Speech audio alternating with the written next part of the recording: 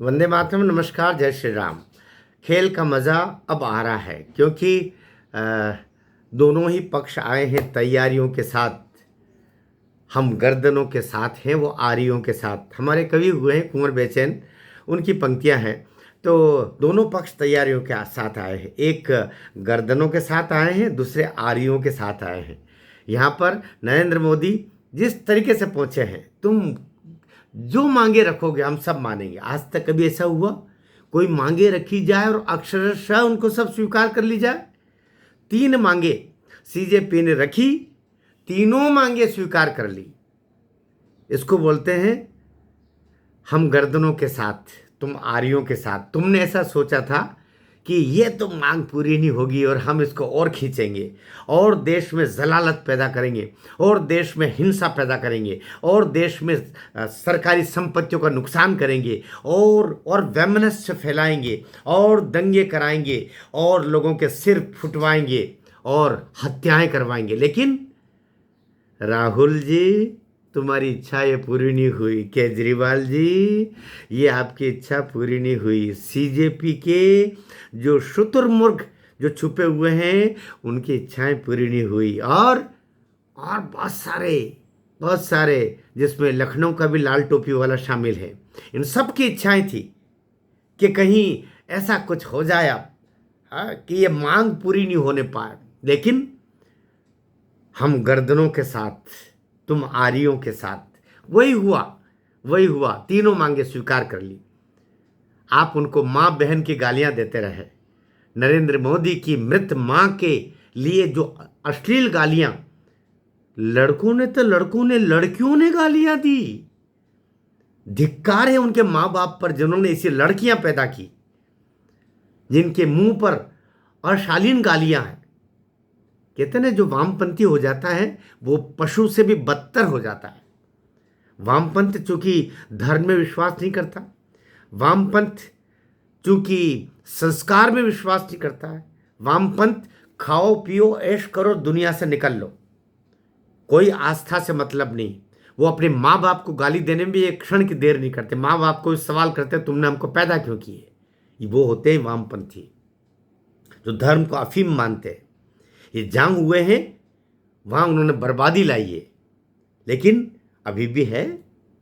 जो अमेरिका में Soros uncle बैठे हुए हैं ना, एक 55-60 साल के बुजुर्ग बालक के जो तथाकथित अंकल हैं, वो वहीं बैठे हुए हैं। सोरोस अंकल वही तो आइडिया देते हैं कि अब यहाँ पर ऐसा करेंगे, अब हिंडनबर्ग लेके आएंगे, इस दफ़े अपन जो चौकीदार चोर है वो लेके आएंगे, इस दफ़े अपन शेयर मार्केट का लेके आएंगे, इस समय अपन सीजेपी पैदा। इस दफ़े सीजेपी तो विदेश में ही पैदा हुई।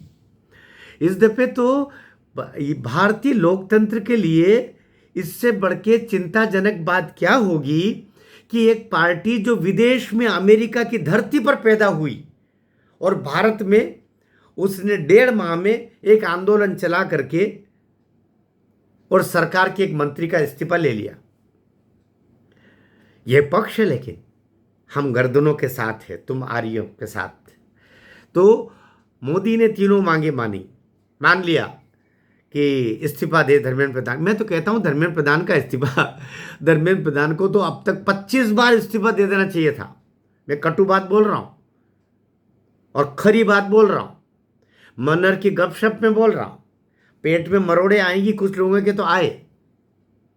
जब आपने यूजीसी के नए रेगुलेशंस पास किए थे, उस समय आपको शर्म नहीं आई थी धर्मेंद्र प्रधान? आपको तो त्यागपत्र उसी समय दे देना चाहिए था। पूरा सवर्ण तबके को आपने मोदी के खिलाफ करवा दिया उस समय। वो तो भला हो सुप्रीम कोर्ट का जिसने स्टे लगा दिया।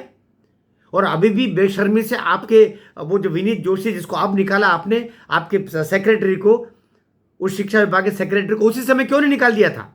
आपने अब निकाला, जब खुद निकले उससे एक दिन पहले उसको निकाला। तो धर्मेंद्र प्रधान जी, आपके प्रति हमदर्दी नहीं है भाई, हमदर्दी नहीं है। आपने मोदी को बहुत परेशानियों में डाला। पूरी मोदी सरकार को पिछले 12 वर्षों में जिस एक मंत्री के कारण नीचा देखना पड़ा, वो धर्मेंद्र प्रधान है। यूजीसी रेगुलेशंस पास कराने के बाद आपने शर्मसार होने का काम महसूस नहीं किया? बीच में आपने वक्तव्य जरूर कर दिया कि ऐसा हो गया वैसा हो गया, वो तब सुप्रीम कोर्ट में चला गया, लेकिन बेशर्मी क्या आपने उसको स्वीकार नहीं किया? आपको त्यागपत्र तभी दे देना चाहिए था जब हजारों की संख्या में रैलियां निकलना शुरू हुई थी यूजीसी के नए रेगुलेशंस के खिलाफ, सुप्रीम कोर्ट में मुद्दा जाए उससे पहले। लेकिन आप बैठे, आपने मोदी को उस समय खलनायक बनवाने में कोई कसर नहीं छोड़ी। और आज भी लोग कहते हैं कि मोदी जी का जो सपोर्ट सवर्ण वर्ग तबके की तरफ से अभी मिलना चाहिए था इस समय सीजेपी के समय पर, वो रैलियां, ये जो आपका कॉकरोच एंड कंपनी, इनकी हिम्मत थी। यदि सवर्ण तबका सोशल मीडिया पर जो फ्री का तबका था आपका, करोड़ों की संख्या में आपके फॉलोअर्स थे जो निरंतर मोदी के लिए गुणगान करते थे, लेकिन वो सब ठंडे बैठ गए, अपमानित हो गए। घर वाले उन पर सवाल करने लगे, तुम्हारे लिए तो मोदी ऐसा नियम करवा रहा है कि तुम्हारे विश्वविद्यालय में जाओगे तो बिना किसी जांच के तुमको तुम्हारे खिलाफ कार्रवाई हो जाएगी, और जो कार्रवाई करेगा करवाना चाह रहा है वो उसका नाम भी ओपन नहीं करेंगे, और तुम उसका सपोर्ट कर रहे हो। वो क्या जवाब दे वो बच्चा, क्या जवाब दे वो युवा, क्या जवाब दे वो युवती जो सवर्ण तबके की थी? तो इसके गुनहगार कौन है? गुनहगार ये प्रधान जी। उड़ीसा में उसके बाद में आपने 7% ओबीसी आरक्षण से 17% ओबीसी आरक्षण किया। एससी एसटी के लिए भी वहां पर आपने ऐसा किया, वहां भी आपने सवर्ण तबके, आपके निरंतर कार्य ऐसे थे जिससे सवर्ण तबका मोदी के खिलाफ जाए।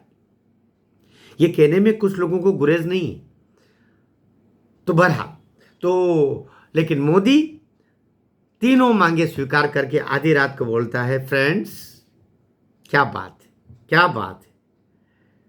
मैंने जब वो कुछ वीडियो देखे, एक बुजुर्ग बोल रहा था हर हर मोदी घर घर मोदी, उस रैली में उसको किस तरीके से गिरा करके मारा पीटा, उसको लहूलुहान कर दिया। पुलिस वैन में पुलिस वाले उसको जैसे तैसे जान बचा करके लेके आए। बुजुर्ग था 70-80 साल का, मारा उसको, कई औरतों को मारा, कई युवाओं को मारा,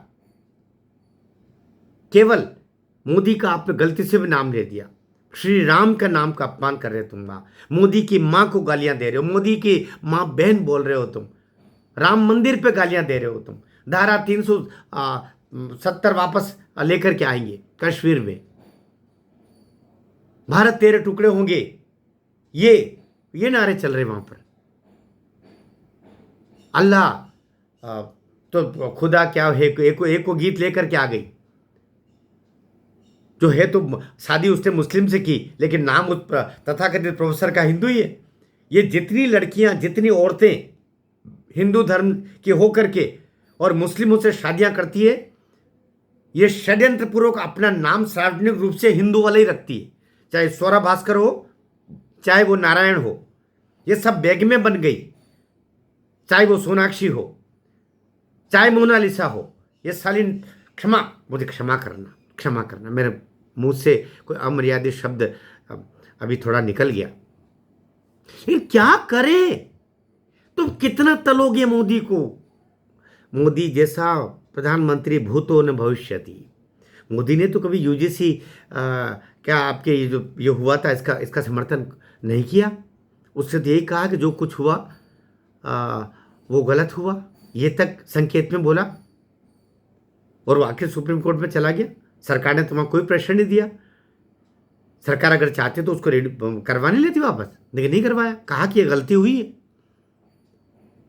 ठीक इस तरीके से धर्मेंद्र प्रधान जी उसी समय धर्मेंद्र प्रधान का इस्तीफा हो जाना चाहिए था, जिस समय ये यूजीसी वाला पूरा प्रकरण हुआ था। लेकिन बैठे रहे, हम क्यों देंगे इस्तीफा, हम नहीं देंगे इस्तीफा, खुद आगे रह के दे रहे। मोदी तुमको बुला के बोलेगा, आपके निर्णय का जब विवाद हो गया आपको त्यागपत्र दे देना चाहिए था। फिर दूसरा अवसर आया जब आपने न्यायपालिका में करप्शन को लेकर के एनसीईआरटी की किताब में 7वीं 8वीं की किताब में एक चैप्टर जुड़वा दिया।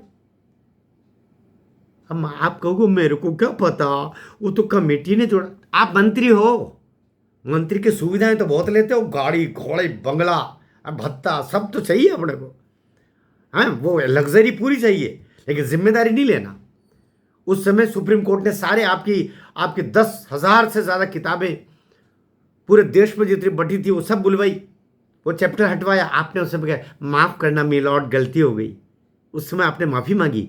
आपको माफ़ी उस समय मोदी से मांगना चाहिए थी। आपको माफ़ी उस समय मोदी सरकार से मांग करके और त्यागपत्र देना चाहिए था। मेरी गलती, ये दूसरी गलती थी।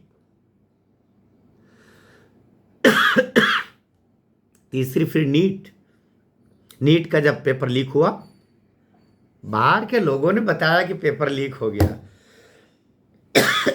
बाहर के बच्चों ने बताया, प्रधान जी को पता नहीं चलता, प्रधान जी को। और आखिर जांच बैठी और उसको माना। फिर दूसरी एग्जाम हुई, अब जाकर के त्यागपत्र दे रहे, तब भी बड़े ही बलिदानी बन रहे। बलिदानी बन रहे, बहुत बड़ा काम कर दिया, बहुत बड़ा त्याग कर दिया। आपने मोदी को बहुत नीचे दिखाया, मोदी सरकार को बहुत नीचे दिखाया। आप धर्मेंद्र और प्रधान दोनों नामों पर फिर से आपको विचार करना चाहिए। लेकिन मोदी है जिसने सब विष पी लिया, एक कंठ विष पाई। आपके कारण से गृह मंत्रालय को कितनी परेशानी आई, पूरे देश में तहलका मचवा दिया। जो मरे हुए थे उनमें जान डलवा दी वापस। तेज प्रताप निकल के आ गया, बताइए, तेज प्रताप वो निकल के आ गए, जिनको मोहल्ले में पार्षद का कोई जिता ही नहीं, उनको आपने राष्ट्रीय हीरो बनवा दिया।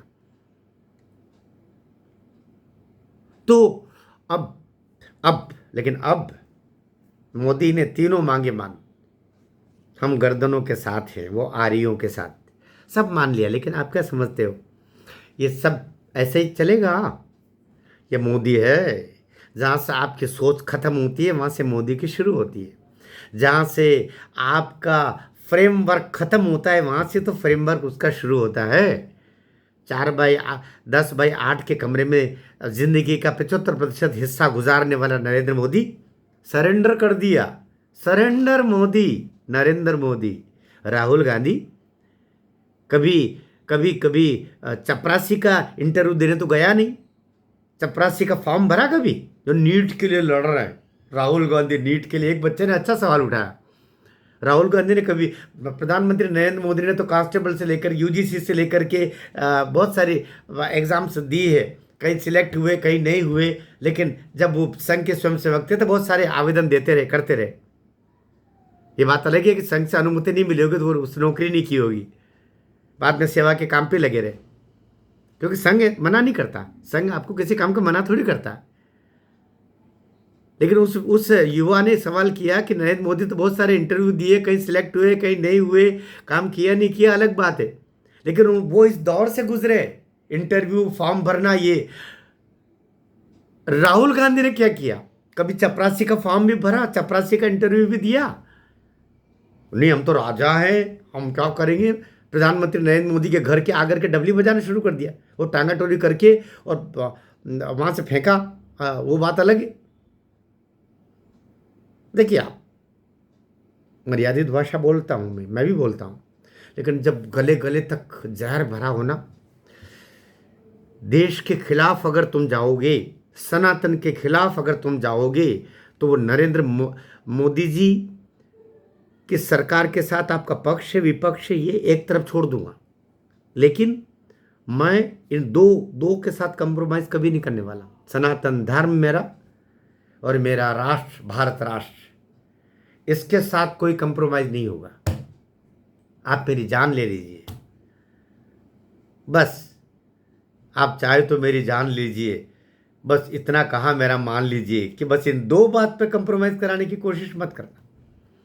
तो अगले कदम अब क्या होंगे? अगले कदम कि कल से अधिवेशन संसद का व्यवस्थित रूप से शुरू होगा, और सबसे पहले तो यही आएगी 10 साल की सज़ा और 10 करोड़ रुपया। और मैं चाहता हूँ नरेंद्र मोदी उसमें ये भी या तो जोड़ चुके होंगे कि जितनी संपत्ति, बल्कि उसके पहले की भी उसने जो संपत्ति कमा रखी है, वो इसमें ये जो पेपर लीक वाले जो लोग हैं, नकल पट्टी करने वाले जो लोग हैं, ये इनकी संपत्ति का अधिग्रहण कर लिया जाए। ये उसमें शामिल हो, सारी संपत्ति पर अधिग्रहण करें। मैंने कहा ताकि संपत्ति के लिए, पैसे के लिए तो कर ही रहे हैं ये, उस पर पहले डाका डालिए। डाका नहीं मतलब पहले उस पर उसको उसको उसको शासन के अधीन कर ले, शासन के अधीन करके, और फिर 10 साल की सज़ा और ये सब प्रक्रिया तो हो। 10 साल की सज़ा, 10 करोड़ का जुर्माना और सारी संपत्ति है वो अधिग्रहित कर ली जाए। तो ये होना चाहिए। तो ये तो पहले तो ये इस अध्यादेश और इस कानून के लिए वो करेंगे। अध्यादेश की ज़रूरत नहीं, इसमें तो कानून ही पास करेंगे सीधे, वो लोकसभा में पहले करेंगे फिर राज्यसभा में करेंगे। और ये चूंकि पहले 2024 में कर चुके हैं तो इसमें भी 2/3 बहुमत लगेगा, तो 2/3 बहुमत का भी ये पूरी बात आ जाएगी। एक ये इससे ट्रायल भी हो जाएगा। मुझे लगता है नरेंद्र मोदी चाह करके किया ताकि इस समय पहले ये ट्रायल पर आए। तो ये राहुल गांधी जो उचक रहे हैं ना, ये इनकी सबकी परीक्षा हो जाएगी अभी कि ये कौन सपोर्ट कर रहे हैं, कौन नहीं कर रहे हैं, और कौन बहिर्गमन कर रहे हैं। तो कल ये परीक्षा होने वाली है। तो पहला काम ये होगा, उसके ठीक बाद नारी वंदन अधिनियम आएगा, उसके बाद परिसीमन आएगा, ये सारे होंगे। अभी तो 1 महीने में देखते जाइए क्या क्या खेल होते हैं। इसलिए होने थे जितने खेल मुकद्दर के हो गए, हम टूटी नाव लेके समंदर के हो गए, खुशबू हमारे हाथ को छू कर निकल गई, फूलों को बांट बांट हम पत्थर के हो गए। तो नरेंद्र मोदी के जीवन में सब कुछ था, वो तुमको दे दिया। तो माँ बहन की गालियाँ दोगे शायद। मैं तो ये भी नहीं कहूँगा कि मोदी ऐसा चाहेंगे कि वो तुम पर ही लौट के जाए, वो नहीं कहेगा, क्योंकि वो तो एक कंठ विष पाई है। वो भारत माँ का ऐसा बेटा है जिसने केवल देना सीखा है। आप देते चलिए गालियाँ, डालियाँ प्रतिध्वनित होकर के आप तक ही पहुँचेगी। वीडियो में आपको ठीक लगा हो तो आप साथ दीजिएगा। मैं कहता हूँ राष्ट्रवाद का साथ दीजिएगा, सनातन का साथ दीजिएगा, भारत का साथ दीजिएगा। वो जो अपराधी तत्व 3000 अंदर आ गए, भले सरकार FIR करके और जिनको अंदर किए हैं उनको बाहर छोड़ेंगे, लेकिन वो पुलिस के पंचनामे में एक बार आ चुके हैं, उनको अब छोड़ेंगे नहीं। इन पर निगाह रखिएगा मोदी जी और अमित शाह जी। मैं आप दोनों से प्रार्थना करूँगा, इन दुष्टों को छोड़ना तो नहीं। इसलिए आपकी प्रक्रिया, ये जो संसद का अधिवेशन पूरा हो जाए उसके बाद में नड्डा जी आप भी नया चड्डा पहन करके फिर से अपनी लंगोट को कस करके और मैदान में आ जाओ, क्योंकि आपने ही करवाया है। और जितेंद्र सिंह जी, मैं आपसे भी आग्रह करूंगा, PMO पूरी इसकी चिंता करें, क्योंकि अभी ये रिहर्सल किए, इन्होंने ट्रायल किया है। आने वाले 6 महीने में या आने वाले 1 साल में ये पूरे देश में एक ऐसा नेटवर्क पहले तैयार करेंगे, उसके बाद में फिर कुछ करना चाहेंगे। उसके लिए आपको भी दोनों ही पक्ष आए हैं तैयारियों के साथ, तब दोनों ही पक्ष आना तैयारियों के साथ, कुछ गर्दनों के साथ, कुछ आरियों के साथ, ऐसा नहीं चलेगा। वीडियो में फिर से आवेदन करूंगा, आग्रह करूंगा, आपसे निवेदन कर रहा हूं कि इसको खूब शेयर करें, राष्ट्रवादियों तक इसको पहुंचाने में मेरा सहयोग करें। भारत माता की जय।